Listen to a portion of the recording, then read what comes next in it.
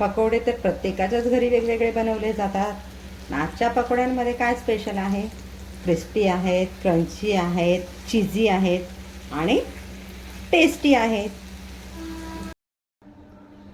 आजची आपली रेसिपी आहे क्रिस्पी, क्रंची आणि चीजी. चला तर घेऊयात मग बनवायला. 3 अंडी घेतली, ते आपण एका भांड्यामध्ये आता फोडून घेऊया. बाउलमध्ये 3 अंडी फोडून घेतले. त्यामध्ये घालतोय 1 चमचे फ्रेश क्रीम. फ्रेश क्रीम नसेल दूध ॲड केलं तरी देखील चालेल. आणि चवीनुसार मीठ. तर हे आपल्याला मिक्स करून घ्यायचं आहे.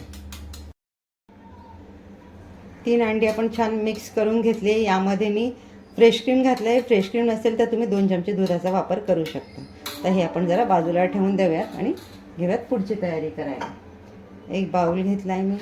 त्यामध्ये घेते 1 वाटी मैदा. चमच्याचं प्रमाण म्हणाल तर 8 ते 9 चमचा आहे, फुल भरलेले चमचे. 2 चिमूट सोडा, चवीनुसार मीठ, अर्धा चमचा लाल मिरची पावडर आणि यामध्ये ॲड करणार आहोत तुम्ही मॅगी मसाला, गरम मसाला, चिकन मसाला काहीही ॲड करू शकता. मी मॅगी मसाला घेतला. अर्धा चम्मच घेतला. अर्धा चम्मच मिरची पावडर, अर्धा चम्मच मॅगी मसाला. हे छान मिक्स करून घेऊयात. मिक्स केलेल्या मिश्रणातून 3 चम्मच मिश्रण आपल्याला एका बाजूला बाउलमध्ये काढून घ्यायचं आहे. यामध्ये थोडं पाणी घालून मी याची स्लरी किंवा एक पातळ मिश्रण तयार करून घेईल. जास्त पातळही नाही आणि जास्त घट्टही नाही. या पद्धतीने आपल्याला याचं एक मिश्रण तयार करून घ्यायचं आहे. या कन्सिस्टन्सीचं आपण एक मिश्रण तयार करून घेतलेलं आहे. गॅसवर पॅन ठेवून घेतला आहे. पॅन छान गरम झालेला आहे. त्यावर थोडं तेल घालून घेतलं आहे. तेल छान स्प्रेड करून घेतलं आहे पॅनमध्ये. आपण मगाशी जे 3 अंड्यांचं मिश्रण तयार केलेलं त्यातलं अर्ध मिश्रण आपण इथे घालून घेणार आहोत. या पद्धतीने अर्ध मिश्रण नंतरच्या वापरासाठी ठेवणार आहोत. या पद्धतीने ते आपल्याला छान स्प्रेड करून घ्यायचं आहे सगळीकडे.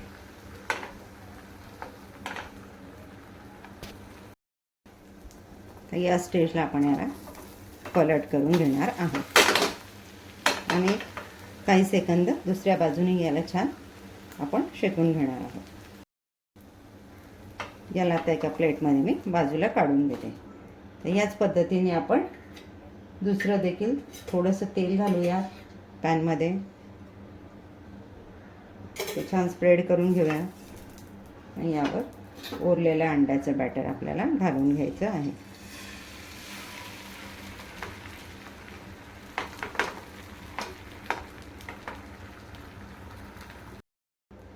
इथे आपण गॅसची फ्लेम कमी ठेवलेली आहे. गॅसची फ्लेम फुल नाही करायची. यामध्ये घालून घेतो आपण थोडं मिक्स हर्ब्स, ऑरिगॅनो.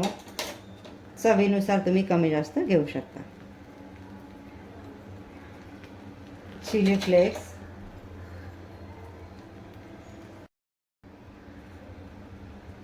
दोन चीज क्यूब्स मी या पद्धतीने कट करून घेतले. तुम्ही स्लाइस घ्या, किसून घ्या, कसंही घ्या.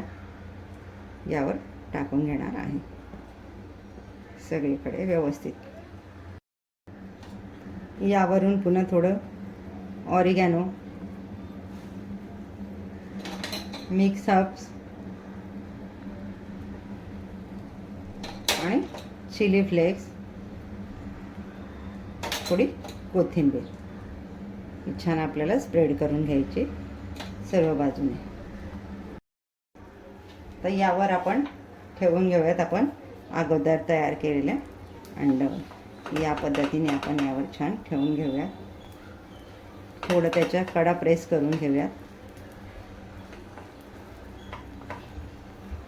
आणि 35-40 सेकंदासाठी झाकण ठेवून कमी गॅसवर शिजत ठेवूयात. तर आपण झाकण उघडून बघून घेऊयात.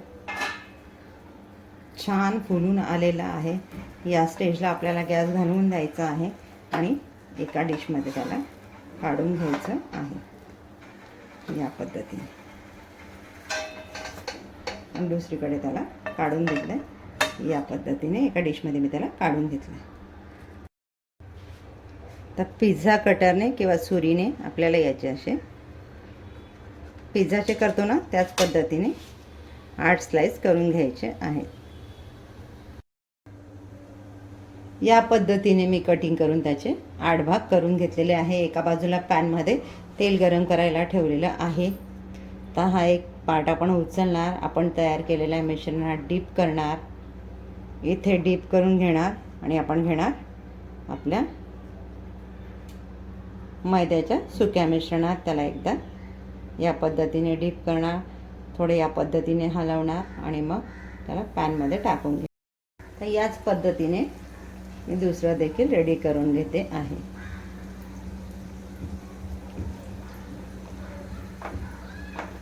पद्धतीने आपण याला तेलात सोडणार आणि छान कुरकुरीत होईपर्यंत दोन्ही बाजूने तळून घेणार.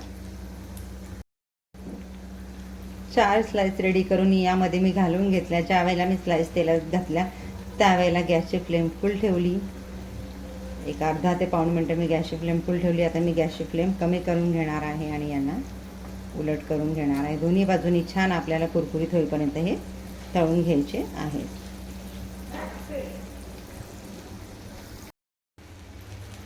पकोडे आपले दोन्ही बाजूनी छान तळून झाले, क्रिस्पी झालेले आहेत.